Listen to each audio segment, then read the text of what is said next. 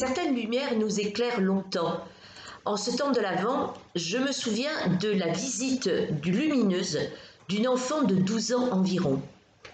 Il faisait très chaud, j'étais assise à l'ombre sous un arbre sur la place d'un petit village au nord du Togo. Un long voyage en taxi-brousse m'avait amené là. Reprenant des forces, j'aperçois au loin une silhouette. C'est la silhouette d'une enfant, elle marche sur la route qui mène au village.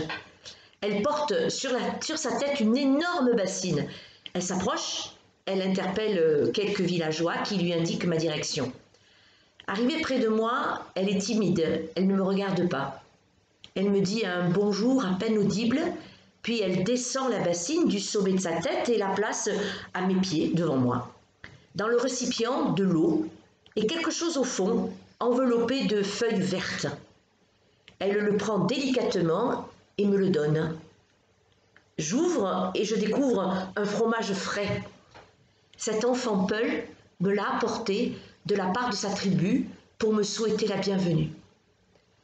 Elle vide l'eau de la bassine, la remet sur sa tête et elle repart. Ce fromage, mes amis, j'en ai encore le goût dans ma bouche. Ce souvenir évoque encore une émotion. Cette enfant était musulmane, j'étais chrétienne. Elle ne me connaissait pas, mais elle était là devant moi. Elle avait seulement une douzaine d'années, mais elle avait marché une dizaine de kilomètres à pied sous cette chaleur écrasante pour simplement m'apporter ce cadeau de bienvenue.